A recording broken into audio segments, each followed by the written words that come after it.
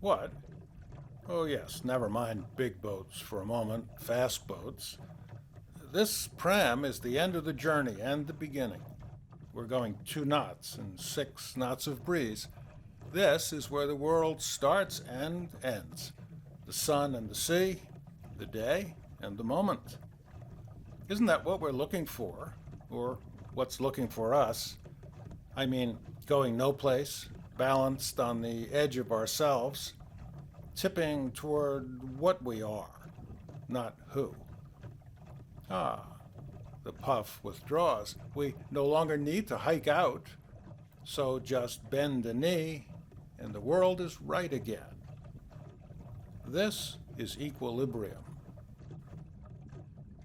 When I wonder what it's about, I turn to the Eastport Pram. It's 7 feet 6 inches long and weighs 65 pounds. That's less than a German Shepherd. That's 1/3 of me. To rig it takes 10 minutes. And it's grateful, or so it seems to me, which must be a projection, of course. It's just plywood and glue. It's not really a living thing. That's my job. The sail is a simple standing lug. No sophistication at all, but it makes do.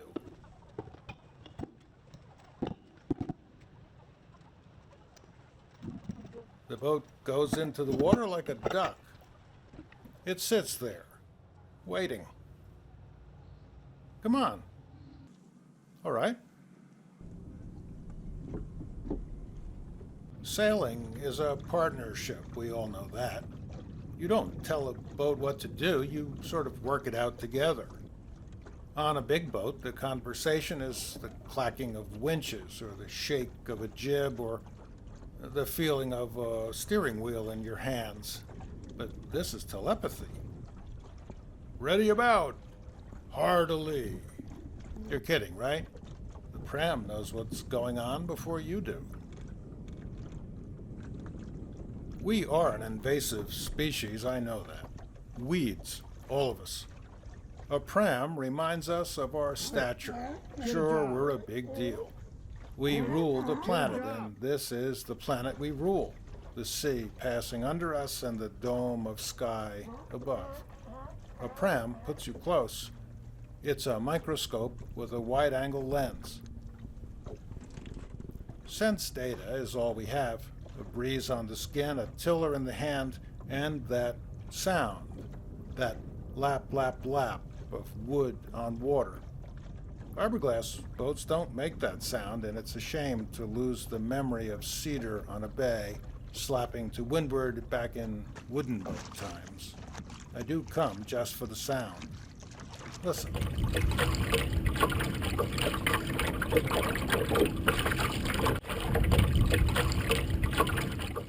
Here is the universe in 2 fingers, one on the sheet and one to steer. We lie like an oyster on the half shell, and we have shucked ourselves. There are docks 100 yards away, but it might as well be mid-Pacific, although it's really only mid-afternoon. Wake me when we get there. Or are we already there? We leave a slow wake, and maybe that's best. Who really wants to get to the final destination? Nobody I know. The thing about the world is that we are always in it. What we see is us and each other. If there's anything else, we don't have the apparatus to see it. Everywhere we look is the shadow of us. So we build stuff and shape the world, hammer and nail, cities and smokestacks and philosophical systems. It's why we're here and how we survive. Just building a little pram fills the day and gives us something to think about through the night. And then we sail it. And then maybe sail it away. Our ambitions are admirable. We might as well try to accomplish something while we're here. Make noise. Make the sea lions bark. But the best moments along the way are small, solitary, and quiet. They are intimations of the world we can't see. When it goes silent, a window opens. We can't go through, but for an instant we see all our efforts as what they are, necessities of our own devising. But we are what we are, and why not? We're small, but we think big, like the Eastport Pram. And when we trim to the breeze that there is, and not the breeze that ought to be, it brings us home.